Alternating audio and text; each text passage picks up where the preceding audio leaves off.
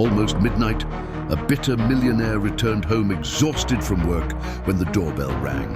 Annoyed, he opened the door and found a 7-year-old girl in worn-out pajamas, clutching a stuffed bunny, trembling in fear. "Uncle, I'm afraid to sleep alone." He laughed cruelly and slammed the door in her face. But then she muttered something that made his blood run cold. She would never do that, referring to his late wife. Disturbed, he reopened the door, and what happens next is unbelievable. The winter night wrapped Arthur's sprawling New England estate in a shroud of ice and silence, a silence he, in his embittered soul, had learned to count as a companion. The grandfather clock in the main hall, its gilded hands moving with deliberate slowness, struck nearly midnight when the purr of his luxury sedan's engine finally broke the stillness.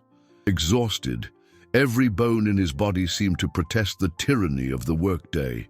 The chill of the polished stone beneath his shoes echoed the coldness he had cultivated in his own chest, an impenetrable barrier erected after the devastating loss of the love of his life. This emotional armor, he believed, protected him from any vulnerability, but it had turned him into a man incapable of genuine compassion.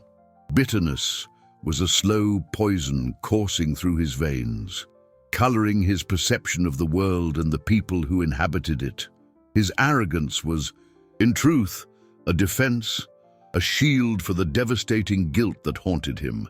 The image of his wife, once vibrant and full of life, whom he had wounded so deeply, was a ghost that roamed the corridors of his mind. Years ago, his foolishness had led him to reject her pregnancy, forcing her into a lie that, ironically, destroyed their marriage and left him with an empty mansion and an even hollower soul. Every night, in his cold bed, the echo of that decision resounded, a sad melody of regret. He remembered her face, the hope that had crumbled, and a knot would form in his stomach, as familiar as the loneliness that embraced him. Barely 10 minutes had passed since Arthur stepped into the somber opulence of his home when an unexpected sound startled him. The doorbell, an insistent, almost bold ring that tore through the forced peace of his isolation. Immediate and profound irritation swept over his fatigue. Who, in their right mind, would dare disturb him at this late hour? His thoughts were a tangle of annoyance and contempt. He loathed interruptions, especially those he couldn't control. With a heavy sigh, he dragged himself to the massive oak door, his heavy hand reaching for the cold knob. Every step was a silent protest against the intrusion. As he opened the door, the sight before him hit him like an unexpected blow. There, under the dim porch light, stood a tiny figure, swallowed by threadbare pajamas that barely protected her from the biting cold. A little girl, perhaps 7 years old, her wide, startled eyes reflecting a palpable fear. In her arms, she clutched a faded pink stuffed bunny, worn by time and use, and a tattered blanket, her only visible comforts. She was trembling, not just from the winter chill, but from a fear that seemed to come from within, contorting her delicate features. His heart, hardened by so many years, barely registered the image, filtering it through the lens of his own annoyance. "Uncle." Her voice was barely a trembling whisper, thin as glass, almost inaudible against the whistling wind. I'm scared to sleep alone." The sound of those childish words, laden with such raw vulnerability, struck Arthur in a way he wouldn't allow himself to feel. Instead of any shred of compassion, the bitterness in his chest manifested as a short, sarcastic laugh, a frigid sound that echoed in the cold night air. Scared to sleep alone? How absurd! Life was hard, and children, in his twisted mind, needed to learn that early. Without another word, without a second glance, he slammed the heavy door with a bang that made the mansion's windows vibrate. From outside, he could hear the low sobs, muffled by the wood, but he ignored them with a cruel determination. He turned, ready to resume his solitude and his usual nightly martyrdom of dark thoughts.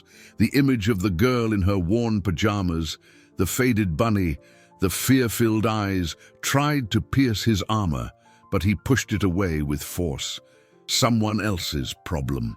He had no room for feelings, much less for those of an unknown child who seemed to have appeared out of nowhere. As he walked away from the door, a shiver ran down his spine. Something, a tiny seed of doubt planted in his subconscious, began to sprout. The word uncle, and almost imperceptibly, a fragment of a name that sounded familiar, whispered on the chill breeze. She would never do this, he muttered to the void, referring to his late ex-wife. The phrase made him stop. The name, the impossible familiarity, a lump in his throat, different from the usual bitterness, tightened. What did it mean? His mind turbulent with such an unlikely coincidence, he found himself, against all his will and logic, opening the door again. The cold night air seemed to call him back, and the figure of the girl, still there, trembling, was waiting for him. Arthur opened the door once more, his heart pounding with a mixture of irritation and a strange, almost imperceptible current of apprehension. The girl was still there, a fragile silhouette under the faint glow of the lamppost. Her eyes fixed on him with a mixture of hope and renewed fear. The stuffed bunny seemed even more worn in her small hands, and the tattered blanket enveloped her like a last resort against the relentless cold. He felt pulled by a force he couldn't name, a force that deeply unsettled him.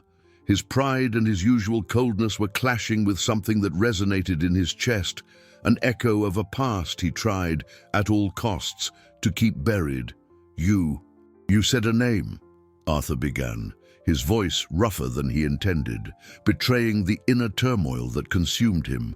"What did you say?" The girl blinked, her small face a mixture of confusion and caution. She seemed to hesitate, as if weighing the words in her childlike mind before daring to speak them. The icy night wind whipped her fine hair, and Arthur, despite his resistance, noticed the uncontrollable tremor that gripped her. He found himself trapped in a web of unanswered questions, an unexpected mystery that defied his order and control. Aunt Clara said you were kind, Uncle Arthur," she replied, her voice still a whisper, but with a touch of firmness he hadn't expected. "She told me to come here if I was scared. She said you were the only one who could help me." Arthur felt a chill that had nothing to do with the cold outside. "Aunt? What aunt? And how do you know my name?" His mind raced into an abyss of possibilities.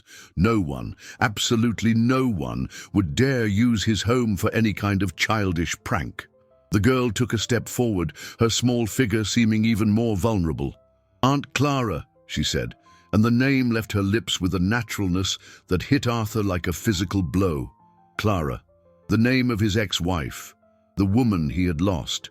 The woman whose memory he had tried to erase from his life with self-inflicted brutality. His blood ran cold, a sensation that spread rapidly throughout his body, stealing his breath. This couldn't be. It was a cruel coincidence, a twist of fate, or perhaps, he thought with the cynicism that had always protected him, an elaborate hoax. But a hoax by whom? And for what purpose? His eyes narrowed, boring into the girl as if he could unravel the truth in her soul. "Clara," he repeated, the word a whisper, a ghost in his own mouth. "How do you know Clara? She's not here anymore." The girl tilted her head, her big eyes fixed on his, a deep sadness in her expression. "Aunt Clara used to visit me at the orphanage. She always said you were a good man inside, even if you seemed angry. She said one day you would change. She told me to find you if I felt alone and scared. Because my mommy said I should never be afraid to ask my father for help." The last words were an earthquake in his mind. Mommy, father, orphanage. A torrent of thoughts flooded Arthur. Orphanage, a girl who knew Clara, a girl who called him uncle and mentioned father in the same breath. It was too much to process. His logical mind, trained to deal with numbers and million-dollar deals, failed miserably in the face of this situation. He looked at the deserted street, at the dark sky, as if searching for an explanation, an escape. But there was no escape. The girl, fragile and small, was a living, trembling question mark on his doorstep. The morbid curiosity that inhabited him, a dark remnant of his own loneliness, began to take control. It was unthinkable, it was absurd. But the mention of Clara, the way the girl spoke of her, made him feel a strange pull. It wasn't compassion. He convinced himself it was just the need to understand, to unravel this bizarre enigma. Who was this child? And how did she know so much about Clara? "Come in," he finally said, his voice hoarse, almost unrecognizable to himself. "You can't stay out in the cold, but don't think this means you're staying." The girl, with a look of pure gratitude that disarmed a small part of his resistance, stepped inside, her small feet shuffling across the cold marble of the hall. Arthur closed the door behind her, the sound echoing through the mansion. He felt that instead of closing the door to the world, he had just opened one to a past he thought he had buried forever. The night deepened, and with it, the mystery of the small guest in his home only grew, promising revelations he could not yet imagine. The little girl, still clutching her bunny and blanket, stood in the middle of the vast entrance hall, her wide blue eyes scanning the opulent but cold grandeur of the mansion. Arthur watched her from the corner of his eye, his mind a whirlwind. He hadn't invited her to sit, nor offered her anything. He simply stood there, imposing and distant, like a marble statue. The silence of the house, once a comfort to him, now felt heavy, laden with the child's unexpected presence and the echo of the words she had spoken. Clara. That name was both a poison and a balm, capable of awakening the deepest pain and the most intense curiosity. He led her to a small sitting room, more because he didn't know what to do with her than out of any kindness. The room, rarely used, was less formal than the others, but still imposing. The girl sat on the edge of a navy blue velvet sofa, her bare feet barely touching the floor. Arthur, keeping a safe distance, sat in an opposing armchair, crossing his arms, his expression like stone.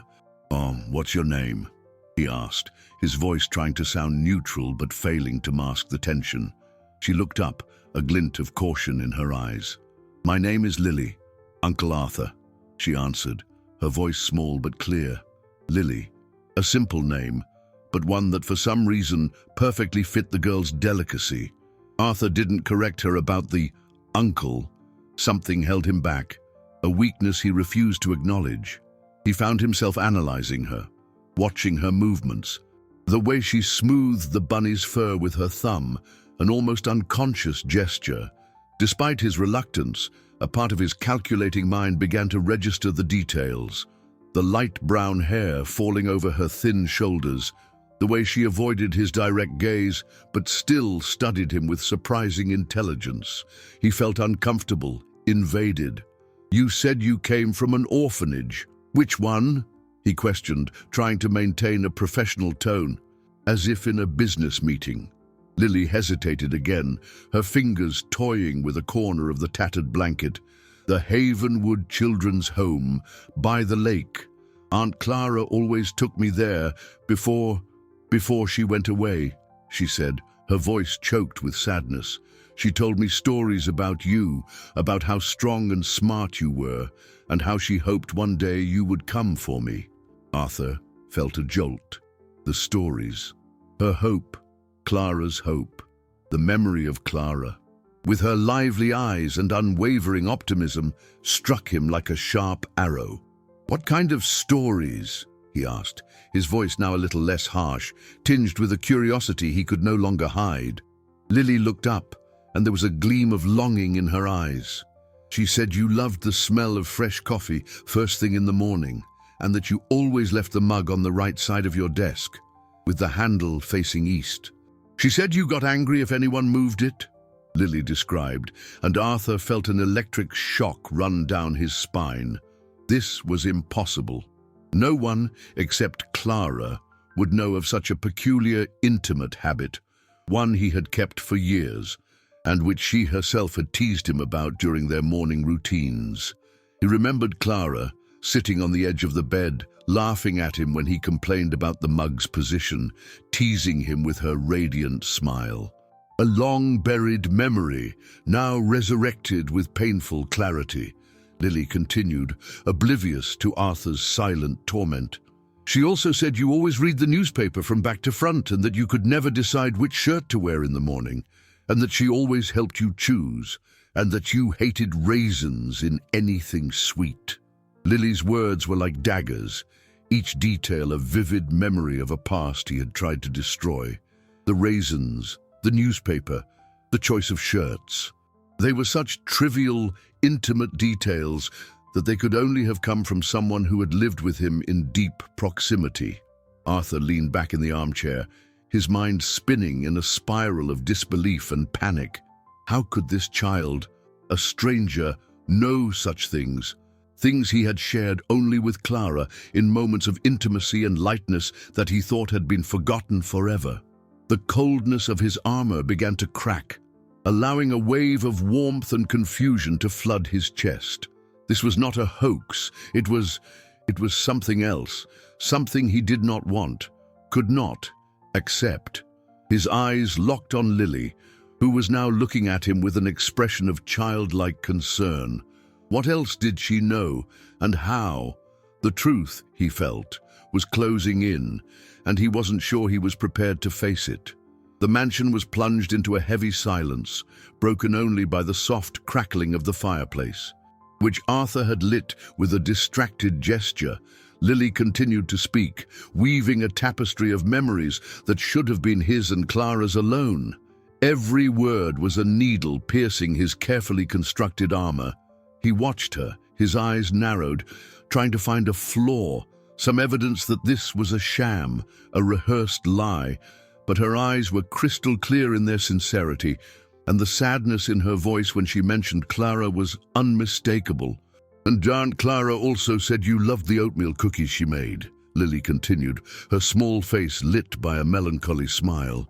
"The ones with chocolate chips. But she always left a separate jar without chocolate, just for you, because you didn't like it much." Arthur felt a lump tighten in his throat. The oatmeal cookies. Clara always made those cookies, and yes, there had been a jar just for him, without the chocolate she loved so much.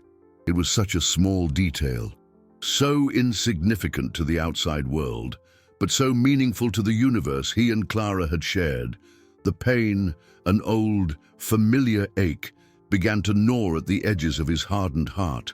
"And she also told me you had a secret fear of thunderstorms," the girl added, lowering her voice as if sharing a great secret, "and that you always called for her to hold you when the thunder got too loud. She said it was the only time you let yourself be vulnerable." Lily's words struck him like a bolt of lightning. The fear of thunderstorms, a secret he thought he had hidden from everyone but Clara. She was the only one who calmed him, who held him tight, while the world roared outside. The warmth of the memory and the coldness of reality clashed within him, creating an overwhelming confusion. Arthur stood up abruptly, walking to the window, his back to Lily. The night landscape outside was dark and cold, like the landscape of his own soul. He tried to rationalize, to find logical explanations for this avalanche of information. Had Clara, in a posthumous act of cruelty, left a diary or letters with all these details to be found by some random child? Was it possible that the social worker at the orphanage, or someone connected to Clara, was using the girl to manipulate him? But why? There was no gain, no logic in such an elaborate scheme. The idea was too absurd. He heard a small rustle behind him and turned. Lily had slid off the sofa and was standing, her eyes still fixed on him. The pink bunny looked like a shield against the world, and the tattered blanket was her only comfort. She seemed so small, so helpless, and yet so full of a wisdom that frightened him. "Aunt Clara said you would be angry at first," Lily said, her voice firmer now. As if repeating something she had been taught, she said you were like a hedgehog, with quills to protect yourself, but that underneath you were soft and needed love. She said I should be patient. patience, love, hedgehog. The words resonated in Arthur's mind. Clara always called him my stubborn hedgehog. This could not be a coincidence. Arthur's throat tightened, and he felt a strange pressure in his eyes, a warmth he hadn't felt in years. Tears. The idea was absurd. Men like him didn't cry, but the image of Clara with her sweet smile and light-filled eyes flooded his mind, and with it, the guilt. The guilt for pushing her away, for being blind, for being so cruel. "You said Aunt Clara went away," Arthur managed to ask, his voice slightly choked. "What do you mean by went away?" Lily looked down, and a heavy silence filled the room. The sparkle in her eyes turned into a deep, almost unbearable sadness. "Aunt Clara, she's not with us anymore," the girl whispered, her voice nearly inaudible. "She went to a place where the stars shine brighter, and she made me promise I would never forget that she loved me and that I should be brave. She said that if I needed you, I should look for you because you were my father." Arthur staggered, her words hitting him with the force of an earthquake. My father. The phrase struck him head-on, shattering all his defenses. The air seemed to thin. What else had Clara kept secret? Arthur's world spun. The mansion's hall, once a refuge of his calculated loneliness, now seemed like a whirlwind of disturbing memories and revelations. Lily's words, "my father," echoed in his mind, repeating like a painful mantra. He felt himself stumble, his hand instinctively reaching for the cold marble wall for support. Clara's face, once a source of joy and then of searing pain, was now etched in his memory with a new intensity, tinged with secrets and sacrifices. How could she have kept something so monumental a secret for so long? And why? The guilt, a monster dormant in his heart, awoke with renewed fury.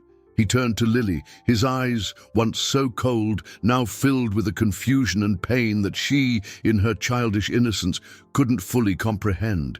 She told you I was your father?"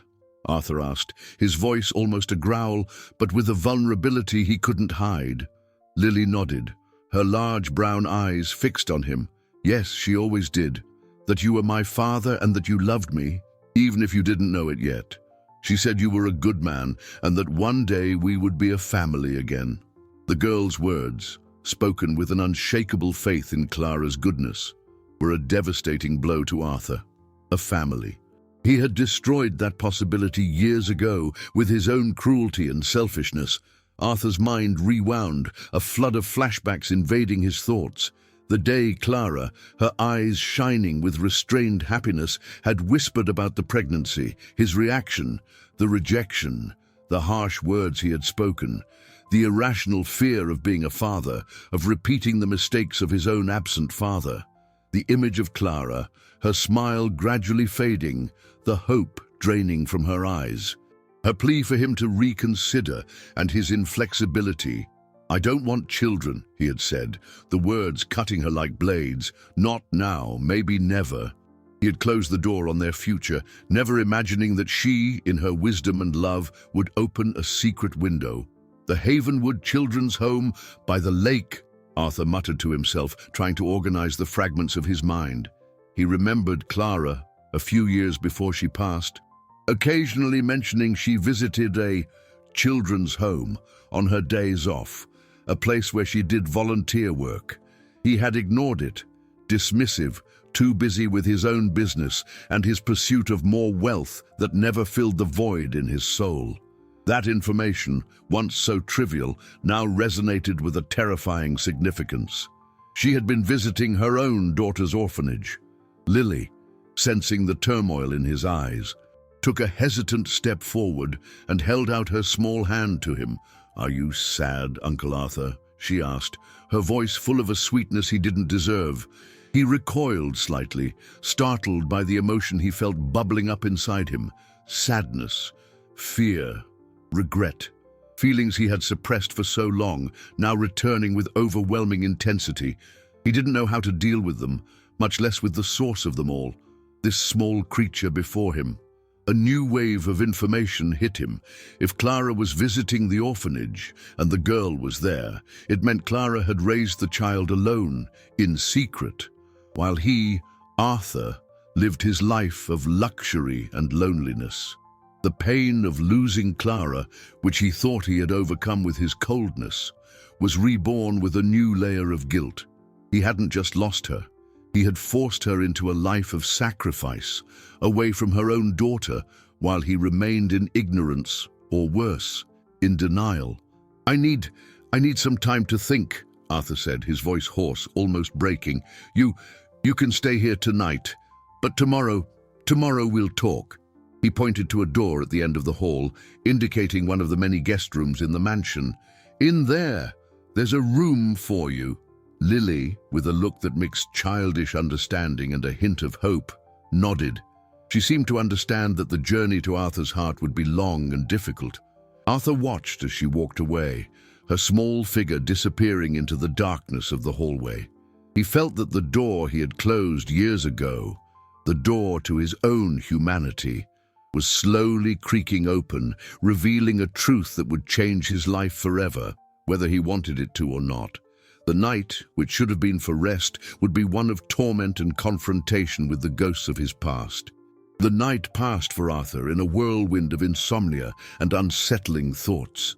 The image of Lily, her whispering voice, and the revelations she brought, danced in his mind like disturbing shadows. He tried to sleep, but Clara's face, now with a new expression of pain and sacrifice, haunted him. Every detail Lily had mentioned, every intimate memory that only Clara could know, was undeniable proof that this child, in some inexplicable way, was linked to the woman he had loved and hurt so deeply.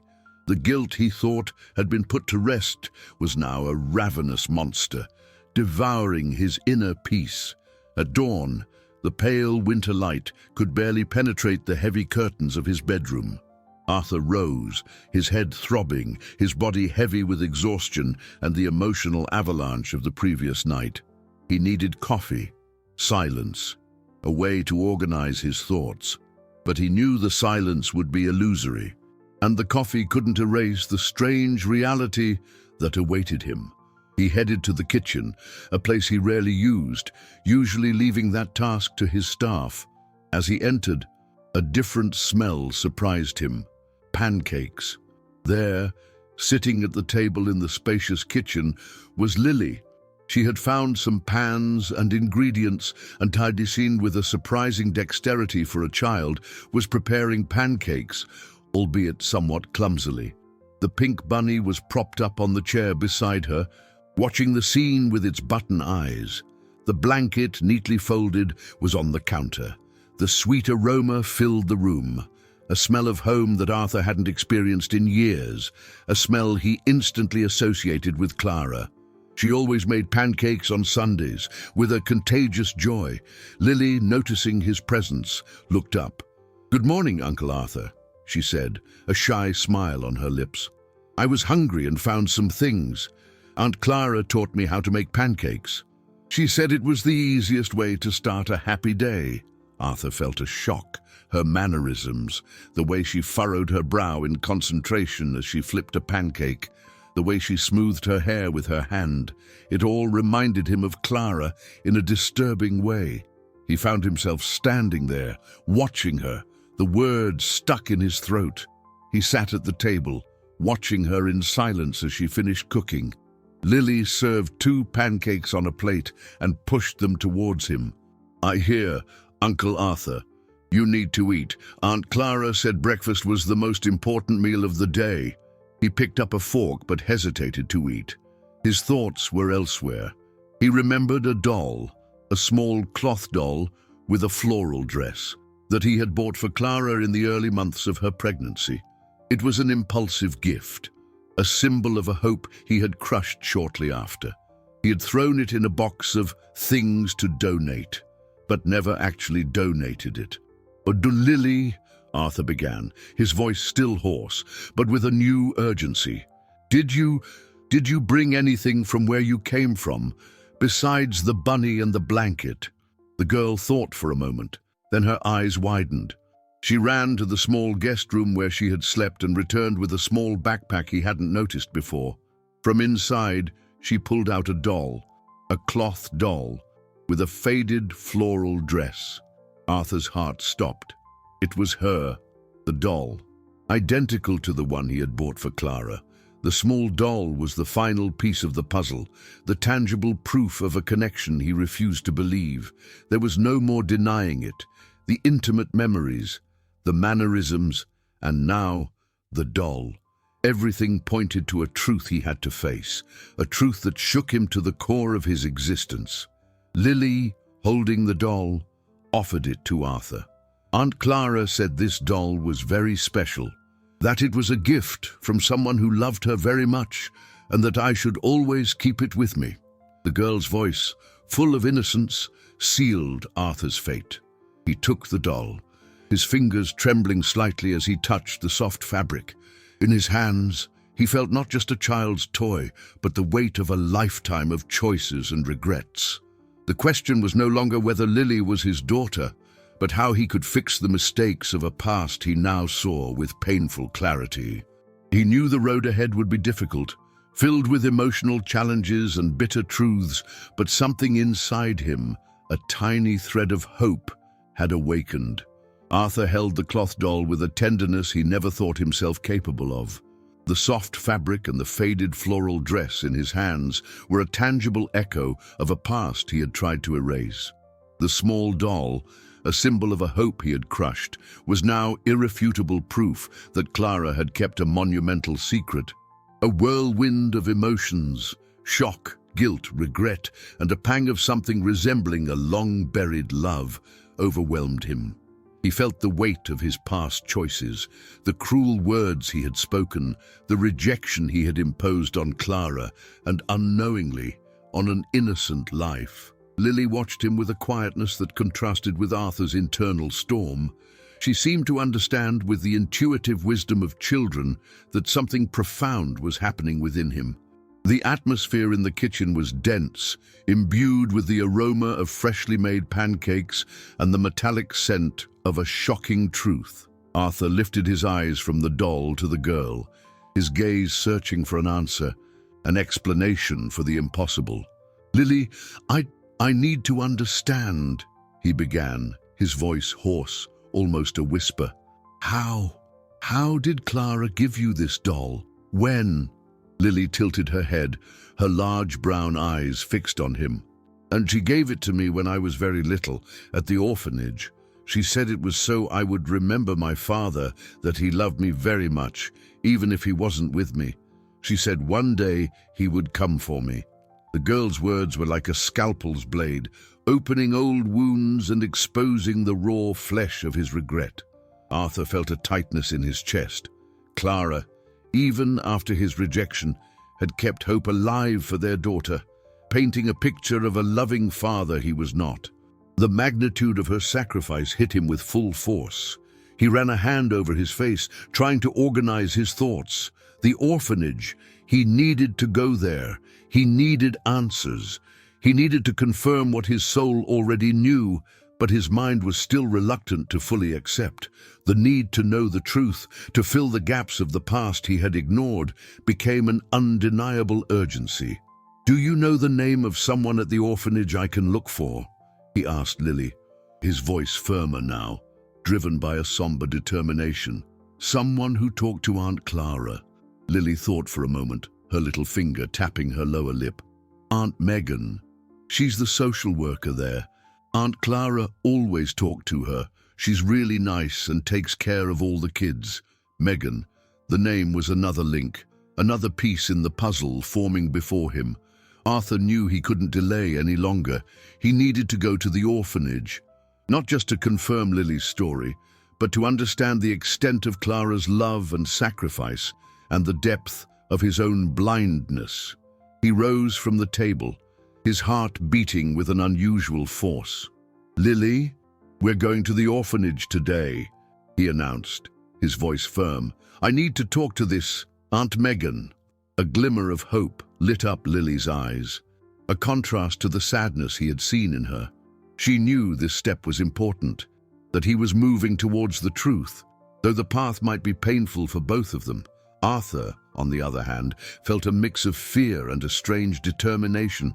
He had spent years running from himself, from his mistakes. Now, the small girl sitting before him with her doll and her bunny was forcing him to face it all. As they prepared to leave, Arthur noticed something about Lily, the way she carried herself, a slightly proud posture despite her fragility, and her eyes, which now, in the daylight, revealed a familiar hue, not just the color, but the sparkle, the way they caught the light. He remembered Clara's eyes, always full of life, of curiosity. Lily's eyes were like mirrors to the past, reflecting the woman he had loved. An unexpected turning point, a stroke of perception hit him. It wasn't just the memories, the mannerisms, the doll. It was something deeper, something that pulsed in the girl's essence. He picked up the doll again, examining it closely. Tiny stitches, almost imperceptible, formed the initials C.A. embroidered on the hem of the dress. Clara and Arthur. He had completely forgotten that Clara, in one of her sweet moments, had embroidered her initials and his on the doll, as a secret symbol of their love. That detail, tiny but so laden with meaning, sealed the truth in his heart. There were no more doubts. Lily was his daughter. The reality hit him with a force that knocked him down internally, revealing the magnitude of his loss and the depth of his guilt. How could he have been so blind? The trip to the orphanage was now more than a search for answers. It was a pilgrimage for a broken man in search of redemption. Arthur's car glided silently through the icy winter streets, carrying him and Lily towards the Havenwood Children's Home. The urban landscape, once a neutral backdrop for his business and his life of isolation, now revealed itself as the setting for the most profound journey of his existence. Lily, sitting in the passenger seat, watched the city with a contained curiosity, the pink bunny clutched to her chest.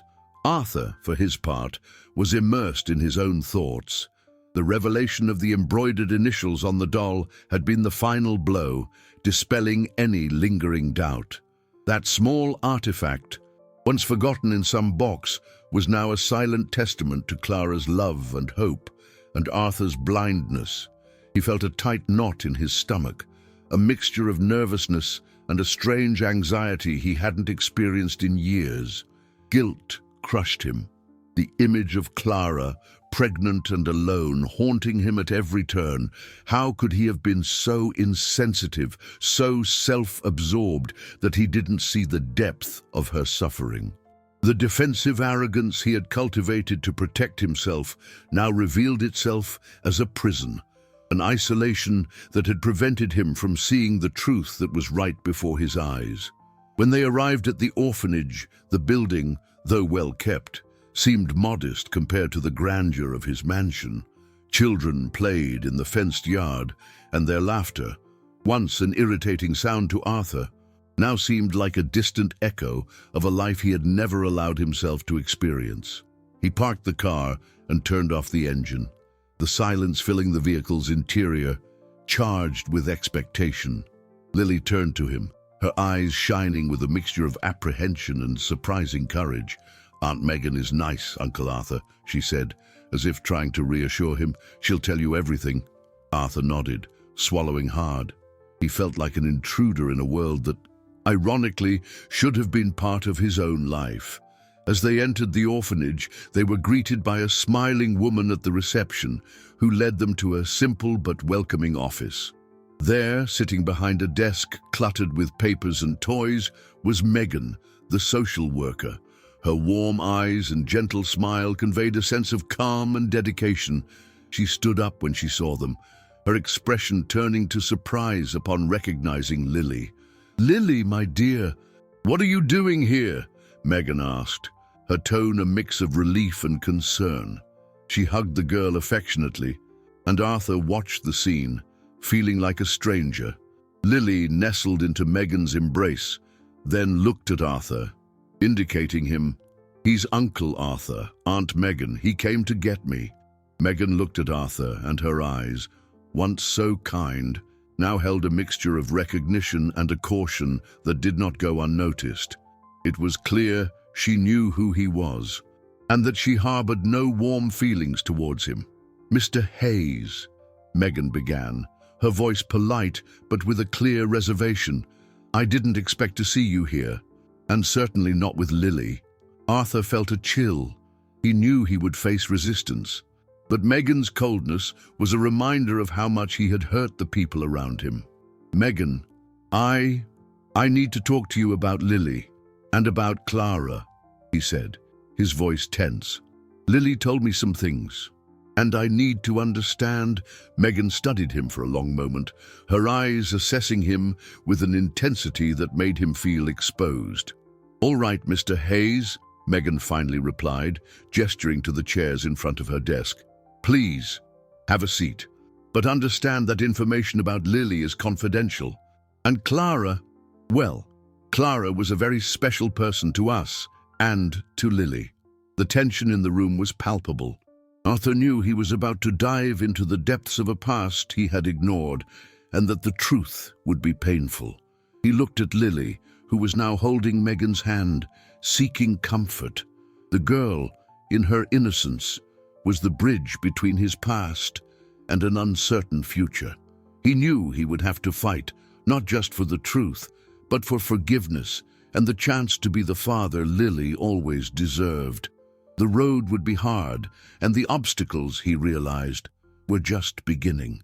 Megan's office, with its papers, toys, and the warm presence of the social worker, contrasted sharply with the usual coldness of Arthur's life. Sitting there, under Megan's cautious gaze and Lily's silent presence, he felt like a defendant before a court, ready to be judged for the mistakes of his past. Guilt gripped him, and the determination in his eyes was a mix of desperation and a new, still fragile, will for redemption. Megan, with a voice that was soft but firm, began to tell the story, a story Arthur needed to hear, however painful it might be.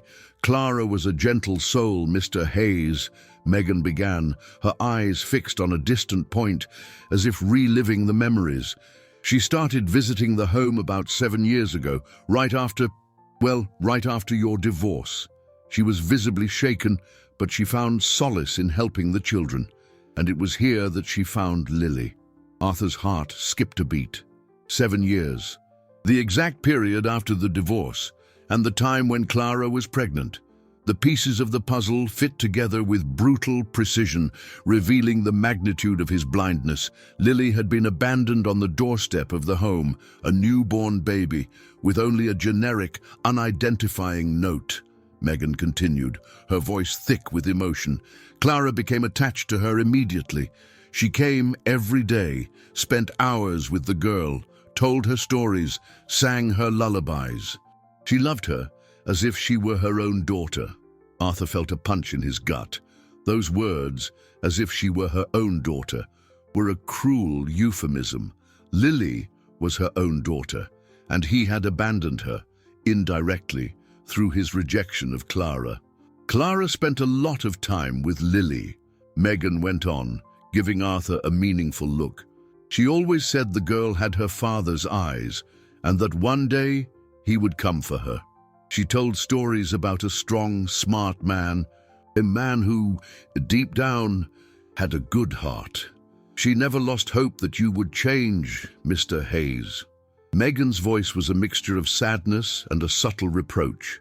Arthur felt tears welling up in his eyes, a strange and overwhelming sensation. He had forced Clara to live a life of secrecy and sacrifice, while she, with her unwavering faith, kept him alive in their daughter's mind. "Why didn't she tell me?" Arthur managed to ask, his voice hoarse, barely audible. Megan sighed, a heavy sound of resignation. "Clara was a proud woman, Mr. Hayes, and she loved you deeply. She knew how much you had rejected her when she tried to tell you about the pregnancy. She believed that if you didn't want her, you wouldn't want the child. She wanted to protect Lily from a possible abandonment." The truth was a dagger in his heart. She had loved him so much that she protected him from his own cruelty. and protected their daughter from the pain he might cause. "She asked me to keep it a secret, Mr. Hayes," Megan said, her eyes fixed on his, an intensity demanding his attention. "She said that if one day you changed, if you matured, if you were ready to be a father, I should tell you the truth. But she also told me to wait for the right moment, and that you would have to discover part of it on your own, through the memories Lily keeps of her." Arthur felt a shiver. Clara had planned everything, even in her absence. She had left a trail of clues, hoping that he, in his arrogance, would decipher them and find his way back to his daughter. "What happened to Clara?" Arthur asked, his voice choked with emotion. Megan looked down, a shadow of sadness on her face. "Clara, she fell ill, Mr. Hayes. A sudden, aggressive illness. She fought bravely, but she didn't make it. In her last days, she made me promise I would look after Lily, and that if the girl needed a father, I should guide her to you. She was convinced that you would, one day, open your heart." The revelation of Clara's death, though he had already suspected it, hit him with a renewed pain, a pain that was now much deeper, mixed with an unbearable regret. He stood up, walking to the office window, his eyes fixed on the children playing outside. His thoughts were a tangle of guilt, sadness, and a newfound tenderness for Lily. He had lost Clara twice, the first time to his own insensitivity, the second to death. And now, his daughter, the fruit of that lost love, was here before him, a living echo of the woman he had hurt. The conversation with Megan had been a point of no return. He knew his life would never be the same. He needed more than the truth. He needed a way to make amends, a path to become the father Clara always believed he could be. And the obstacles, he realized, were not just from the orphanage, but from Lily herself, who, traumatized, would need time and love to accept him. Megan's revelation echoed in Arthur's ears, a painful symphony of long-buried truths. The guilt, once a nagging whisper, became a scream inside his soul. He had forced Clara to face her pregnancy alone, to shield their daughter from his own coldness. And now she was gone, taking with her the lost years and the chances for forgiveness. The image of Clara sick, fighting bravely but ultimately losing, while he lived in his ivory tower of indifference, tormented him. The pain was physical, a tightness in his chest that left him breathless. "Megan, I want to do the DNA test," Arthur said, his voice thick with emotion but with a newfound firmness. "I need to be sure, for her, for me, for Clara." Megan looked at him with a serious expression, nodding. "That is the correct procedure, Mr. Hayes, but know that the results, they don't change what Clara did, and they don't change what you did." Her words were a cruel but necessary reminder. Arthur knew there were no shortcuts to redemption. The days that followed were a mixture of anxiety and a strange hope. Arthur took Lily back to his mansion, now a place that seemed too small for the vastness of his emotions. He watched her, every gesture, every shy smile, every furrow of her brow, looking for resemblances and finding them in abundance. Lily's eyes, the shape of her nose, the way she laughed. It was all an echo of Clara. Each day, the connection between them, previously non-existent, grew, though tenuously and hesitantly. The first major turning point came with the results of the DNA tests. Arthur opened the envelope with trembling hands, his heart pounding erratically. There, in cold, scientific letters, was the confirmation. The probability of paternity was 99.9%. Lily was his daughter. The words danced before his eyes, and a mix of relief and a deep pain washed over him. Relief at knowing the truth, and pain for all the lost years, for all the opportunities he had squandered. With paternity confirmed, Arthur's life became a race against time. He knew he had to prove he was worthy of being a father, not just to Lily, but to the authorities. The children's home, through Megan, had involved social services, and Arthur's suitability as a parent was under scrutiny. His history of emotional abandonment, the coldness he displayed, it would all be used against him. He felt a fear he hadn't felt since losing Clara, the fear of losing Lily too, of being unable to reverse the mistakes of his past. He began to change, slowly, but genuinely. He spent his mornings with Lily, reading children's books he never thought he would read, trying to understand the world through her eyes. He took her for walks in the mansion's garden, answered her questions with a patience he never knew he possessed. He even tried to make pancakes, clumsily, but with an effort that Lily, in her innocence, seemed to appreciate. Every small gesture was an attempt to build a bridge, to heal the wounds he had caused. The second major turning point came when Arthur found an old box in the attic, a box he had completely forgotten. Inside it were letters from Clara, addressed to him, but never sent. He opened the first one, his hands shaking, and began to read. Clara's words were both a balm and a torment. She wrote of her love for him, her hope that he would change, her sacrifice in raising Lily in secret, protecting her from the rejection of a father she still believed could love. "I know you're afraid, my hedgehog," Clara had written in one letter, the words filled with her familiar tenderness, afraid to love, afraid to let go. "But Lily is our hope, Arthur. She is the proof that our love was worth it. I know that one day you will find her, and that she will show you the way back home." Clara's letters were a testament to her unconditional love and unwavering faith. They revealed the depth of her sacrifice and the strength of her hope. Arthur felt a lump in his throat. He had not only hurt her, but he had underestimated the depth of her love and the resilience of her spirit. He shared the letters with Megan, who read them with tears in her eyes. "Clara was always an extraordinary woman, Mr. Hayes," she said, her voice choked. "She never gave up on you. She always believed that love could heal all wounds." Megan's voice, once filled with reservation, now held a tone of respect and a hint of hope. Arthur felt that, for the first time in years, he was not alone in his struggle. Megan, once a barrier, was now revealing herself as an unexpected ally, a bridge to Clara's past and Lily's future. The path to custody and to his daughter's heart would be long, but he was determined to walk it, step by step, facing every obstacle with a courage he never knew he possessed. Arthur's house, once a silent sanctuary for his pain and pride, was slowly transforming under Lily's influence. The echoes of childish laughter and the soft murmur of stories read aloud began to replace the oppressive emptiness. He dedicated himself to learning the intricacies of fatherhood, an art entirely foreign to him. Every interaction with Lily was a careful step on unknown ground, a lesson that challenged his calculating nature and forced him to embrace vulnerability. He noticed that Lily's eyes, though still carrying a trace of caution, began to shine with a more confident light when he was near. However, the journey was not without obstacles. Lily's grief for her mother was still profound, and there were moments when she would shut down, reminding him of the pain Clara's loss had caused.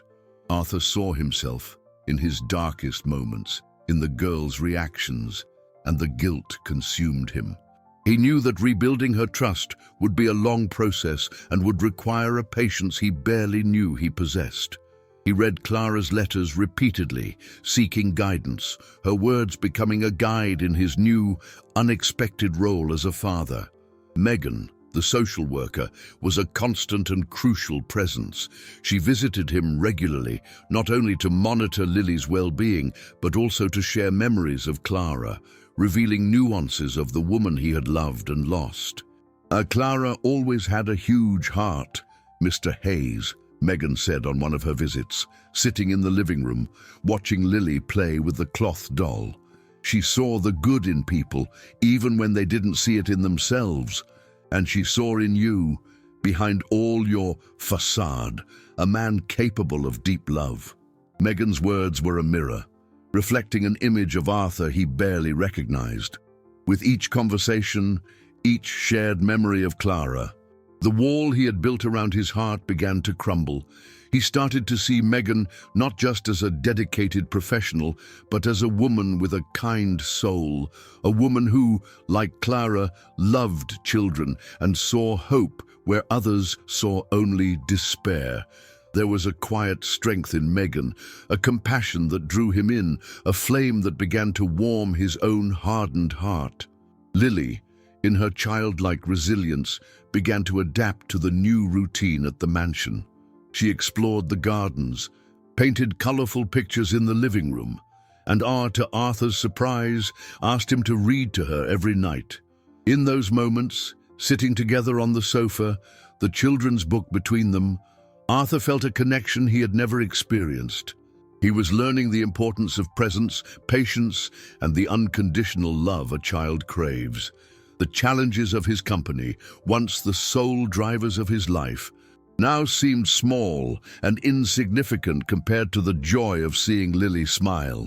The 5th week of Lily's stay at the mansion brought with it the most impactful revelation, a truth that would further deepen Arthur's understanding of Clara's love and sacrifice, and of the courage of that little girl. One evening, as Arthur was reading a story about a fearless knight, Lily interrupted him. She looked him in the eyes, a seriousness that surpassed her age on her small face. "Uncle Arthur," she began, her voice calm and clear, "I didn't run away from the home because I was scared to sleep alone. I mean, I was a little, but that's not why I came." Arthur felt a shiver. The story of the escape, the basis of their first interaction, was being questioned. He encouraged her to continue, his heart pounding with a new apprehension. "Mommy told me about you," Lily continued, referring to Clara. "She said you were my father, and that one day, if I was brave, I should come find you. She gave me the address and told me to knock on your door. She said you might be angry at first, but that deep down you loved me. I didn't run away. I came to find you." Lily's confession hit Arthur like a lightning bolt. It wasn't an escape born of fear, but a courageous journey, an act of love and faith, orchestrated by Clara and executed by Lily herself. The girl he had mocked and rejected at the door had actually undertaken a mission to find him, driven by her mother's faith and her own courage.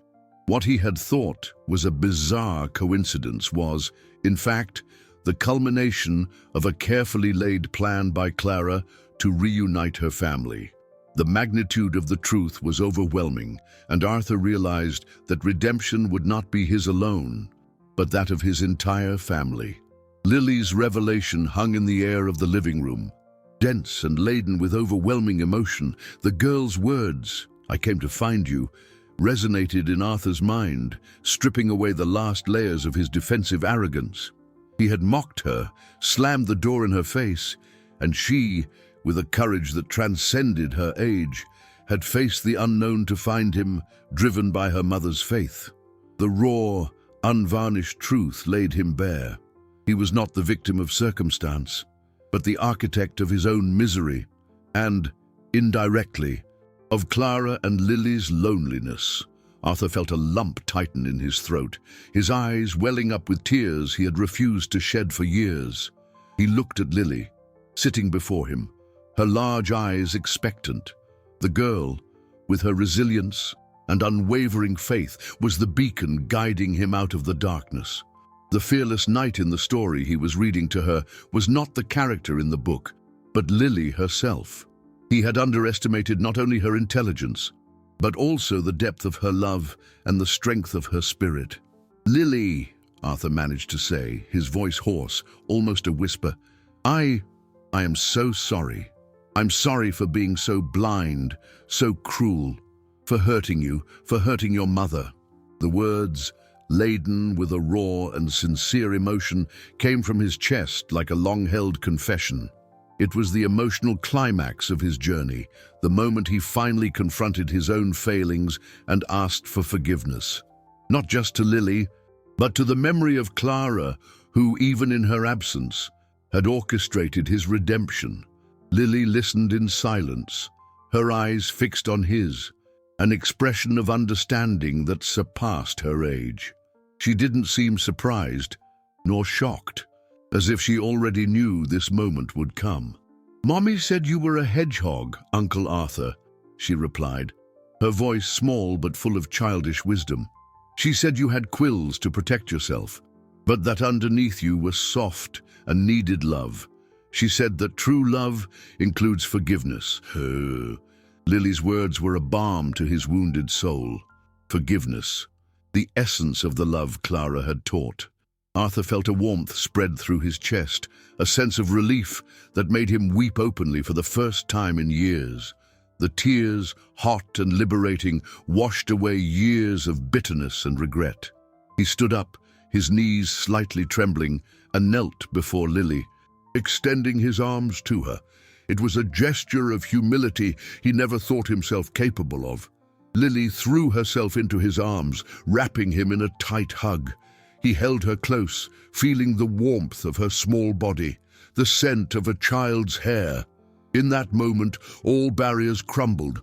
The coldness, the arrogance, the bitterness, it all dissolved in the embrace of the daughter he had rejected. It was an embrace of forgiveness, of reconciliation, and of a silent promise of a future. From that day on, Arthur's transformation accelerated. He dedicated himself entirely to being the father Lily always deserved. The small daily gestures, once bothersome tasks, became moments of joy and learning. He learned to listen, to play, to comfort. He took Lily to school, participated in her activities, and watched her with a pride he never thought possible. His first victory, the most important of all, was winning Lily's trust, a slow and arduous process that came with the emotional cost of reliving all the lost opportunities and the pain he had caused. The children's home and Megan closely followed Arthur's progress. The visits became more frequent, and Megan witnessed firsthand the genuine transformation. He opened up to her, sharing his fears, his hopes, the pain of his regret. Megan advised him, guided him, and slowly, a new connection formed between them. Arthur began to see her not just as Lily's social worker, but as a strong, dedicated and compassionate woman, a woman who, like Clara, had the ability to see the good even in the most wounded souls. The gradual resolution of his internal conflicts was well underway, and the love he had banished from his life was slowly blossoming anew.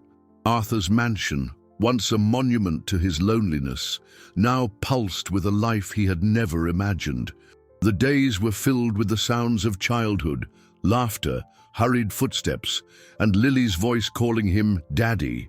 The word, once foreign and even feared, now resonated in his chest like the sweetest melody. He was learning to be a father at every moment, in every challenge, in every victory. Rebuilding Lily's trust was a delicate process, but every small gesture of affection, every bedtime story, every spontaneous hug, healed the wounds of the past. Megan, the social worker, had become an almost daily presence in their lives. She was not just a supervisor, but a confidant, a friend. Arthur sought her out for advice, vented about his fears and the difficulties of being a first-time father, and she, with her wisdom and patience, guided him. In their conversations, they laughed, shared stories, and Arthur began to notice the beauty in her kind eyes, the strength in her calm voice. There was something about Megan that reminded him of Clara, not in appearance, but in essence, in her passion for life and her love for children. Arthur's second victory came with the battle for permanent legal custody of Lily. The process was long and complex, with authorities questioning his past and his suitability as a parent. In court, Arthur was not the cold, calculating businessman the world knew. He spoke from the heart, with a sincerity that moved everyone. He told them about his mistakes, his regret, his love for Lily, and then Megan testified. Her firm, clear voice echoed in the hearing room. Mr. Hayes has transformed. He has embraced fatherhood with a dedication I have never seen, she declared, her eyes welling up. He is not just Lily's biological father, he has become her father in every fiber of his being. Clara would be proud of him. Megan's words, filled with authenticity and respect, were crucial.